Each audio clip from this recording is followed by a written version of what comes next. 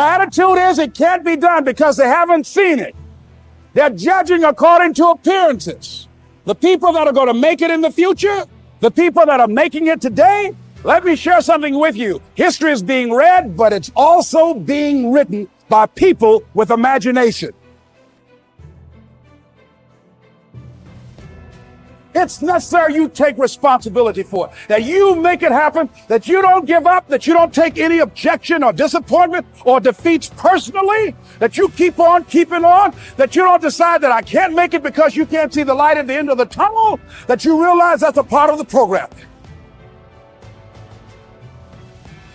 You must have faith. You've got to believe in yourself. You've got to believe in your abilities. You've got to believe in your service, your company, your ideas, unquestionably. You've got to have faith, and that faith gives you patience. That it's not going to happen as quickly as you want it to happen.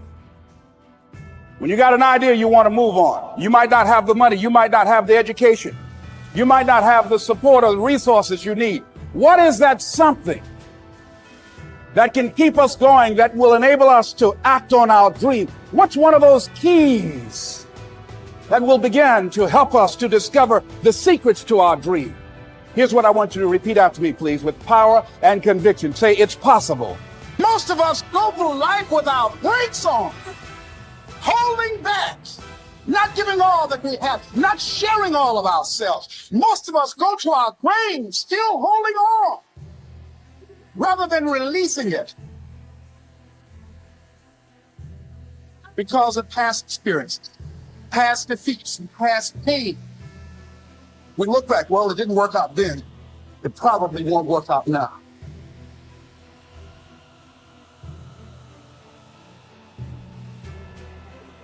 And tonight we were exposed for what we are right now.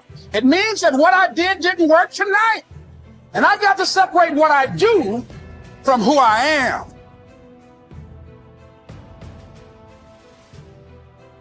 I feel like we all have two battles or two enemies going on. One with the man across from you. The second is with the man inside of you. I think once you control the one inside of you, the one across from you really doesn't matter. I think that's what we're all trying to do.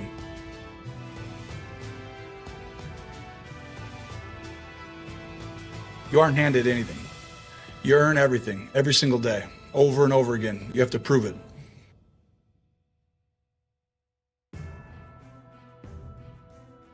Imagine if you got what you want every time. No struggle, no hard work, no challenges, no hard work required. Some of you are saying that will be great. You would be weak. And then when something hard comes up in your life, you wouldn't know how to handle it because you have never gone through anything that strengthens you. You cannot grow without struggle. You cannot develop strength without resistance, without challenging yourself, without struggle. Pain is your friend. Maybe not in the moment, but for the evolution of your soul, for the long-term benefit of you as a stronger human being, pain is your friend.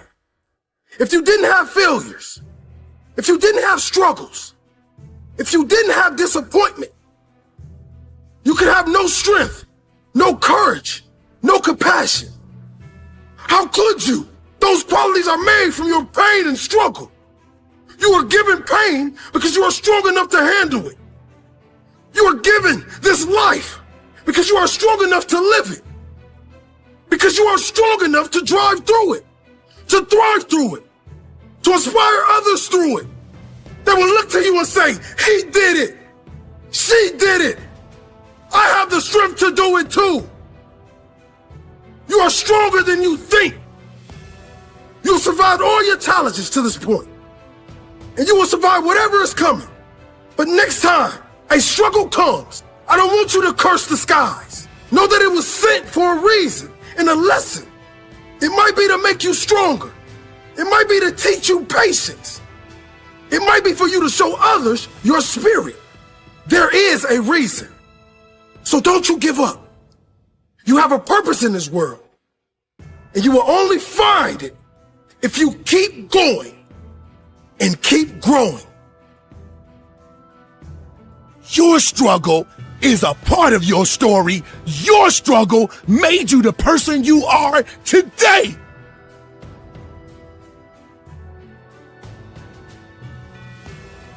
Your struggle is your life. Your struggle is your gift. See, many people look at struggle like it's a bad thing. Your struggle will be the gift that the world falls in love with. Nobody wants to hear the story of the man that was given everything. People want to hear the stories of men and women that endured pain and turned their struggles into a gift. Do you want people just to feel sorry for you? Or you want people to look up to you? Do you want to be a legend? Because legends are born in the belly of struggle. Fear is only a fictional movie, but reality is the struggle. Reality is the struggle. So take the struggle and change your reality. Because the whole time you were thinking that your struggle was holding you back, it was really giving you the tools to become one of the greatest. No more second guessing. No more blaming others for the problems you have in your life. It's a new day. This is my one-way ticket to my dreams. Your struggle is your gift. And I believe collectively as a group, we're going to kick the competition's butt because we understand how important it is to think, execute, and dominate. Suck it up. Get tough. Suck it up. Get tough. People want to have success. People want to make a lot of money, but they want it to be easy without any challenges. Do you think it was easy for me to become one of the top 450 basketball players in the world that you never heard of? The only way I made it to the NBA is I was fundamentally sound, I was mentally tough, and I never quit. And even when I wanted to quit, I had people in my life that would make sure I didn't quit. I hired and sought out the top 10 motivational speakers, watched all their videos, and I watched them one by one because I understand that if I pay attention to what the best are doing, I could be the best too. I watched game film on Michael Jordan. No matter how much I watched, I couldn't do what Michael Jordan could do. I would watch Magic Johnson. I couldn't do what Magic Johnson would do, but I sat there and had these videos. I watched Les Brown, Zig Ziglar, Tony Robbins. Bahar White was scared. I was scared. I called him to my office and I said what husbands say. I said, babe, we're going to be okay. Every month the checking account is dwindling. I said, babe, we're going to be okay. Let's start a motivational speaking business. I go to Jerry Sloan and I say, Jerry, I'm trying to make your team, but since we don't scrimmage, I feel like I can't show you what I can do.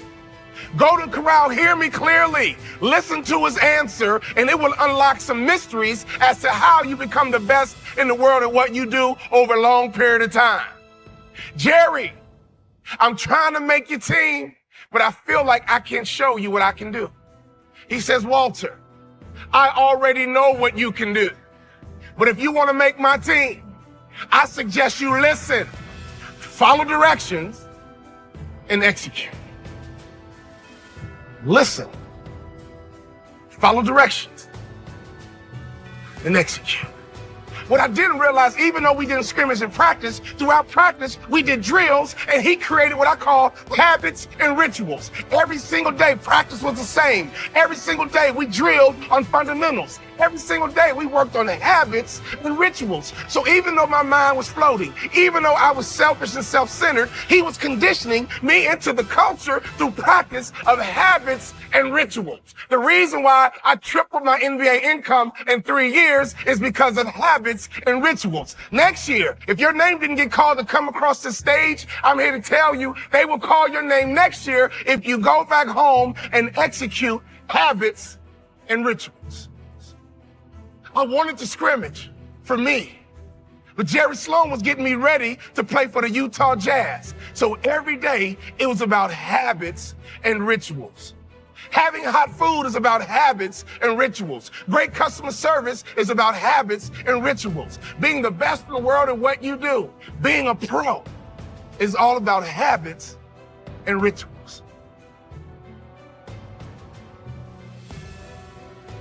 Let me tell you something. I learned a very valuable lesson when I played for the Utah Jazz. I had a point guard on my team who's arguably the best point guard in the history of the NBA. His name is John Stockton. John Stockton would go to a chiropractor 4 times a day on game day. You know what I said to myself? I'm not doing that. It doesn't take all that. John Stockton played 19 years in the NBA. I played 3. You would have thought I'd have been smart enough to watch a Hall of Famer and just shut my mouth, hop in the car, and go with them. No! My mind said, yeah, it doesn't take all that. And I would tease him. Man, John Stockton, you OCD or something? Why are you going to a chiropractor 4 times a day? He swore by his chiropractor. That man played point guard in the NBA until he was 40 years old. And he didn't retire because he got slow. He retired because he refused to wear baggy shorts. He loved his Daisy Dukes. Every day on game day, that man would go to a chiropractor 4 times a day. And in my immature basketball mind, I would say, it doesn't take all that. I don't need to do all that. I'm an award-winning motivational speaker because now I pay attention to details. Another peak performance truth. Peak performers are detail-oriented. Success is growth every day. Every day. If you go a couple days without feeling like you've changed something, if you've gone a couple days feeling like you're kind of the same as you were yesterday, then you get disgusted and you get frustrated. Like a man who hasn't had a meal, you get frustrated and you desire that growth. So why haven't I grown today? Why didn't I grow yesterday? What kept me back? Did I go back into some sort of comfortable pattern? When you're in the gym, don't count your reps. Just push until it hurts. And once it hurts, then start counting your reps. That's why when they ask Muhammad Ali how many push-ups he does, he said, I don't know. I only start counting when it hurts. So that's how we grow. That's how we succeed. As we push and push and push and go, and once it starts hurting, once the resistance starts coming, that's when we start counting. That's when we start to matter. So don't dodge the fear, don't dodge the pain, don't dodge the resistance, don't dodge the attack that is coming against you.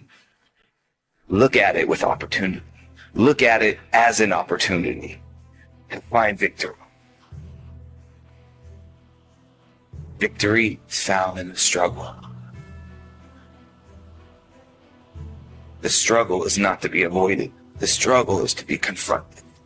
The struggle is to be welcomed with joy. That you finally have an opportunity to show God, to show the world that you're ready for this fight. That you know you got your eyes on the prize. You know what your goal is. You know what your dream is. And you're going to demonstrate to God, to the world, that ain't no amount of struggle, ain't no high of an obstacle, ain't no strong army of hate and doubt gonna get in your way from this victory that is destined for your life, for this victory that is destined by you accomplishing your dream. You will accomplish your dream because your dream is never going to give up on you. It'll stay with you. So, army of doubters, army of haters, army of all those who said I never could, army of that voice inside of me that's tried to keep me down, army of that voice inside of me that's tried to keep me down, all of you will be slain one by one, because the victory is mine. What the enemy shouts is weakness is actually your weapon. The truth is you have no weaknesses, just strengths that you haven't discovered yet. Now the world will attempt to label you, categorize you, and box you in to a belief system that keeps you from being you.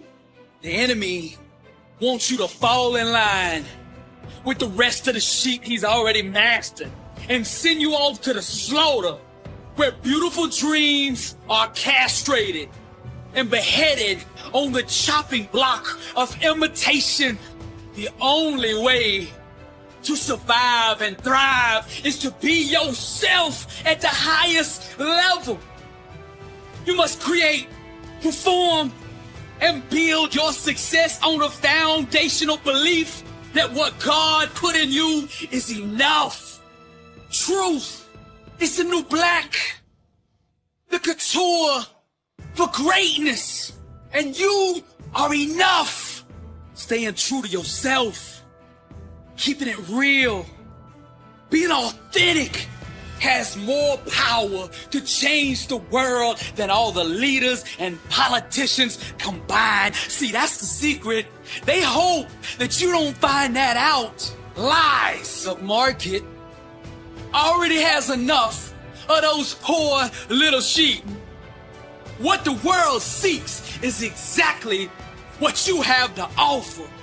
The more deeply you create from the inner depths of your true identity, the more success will stalk you. Set yourself on fire and they will come from miles to see you burn. Your smoke will be like catnip to the masses. They will flock to you. They will submit to your lead in massive numbers. There's nothing more sexy, more seductive than a person comfortable in their own skin. But that's the place that you have to create from to be successful. You gotta be willing to get on the world stage, to strip down until you're emotionally naked, unrestrained, completely exposed, and dance with originality. Paint, draw, sing, design, produce from that space. That's the place, the factory, the holy land that has produced all the greatness the world has been so honored to experience. So I'm here to tell you right now that you are enough. That's the secret. Truth is the new black.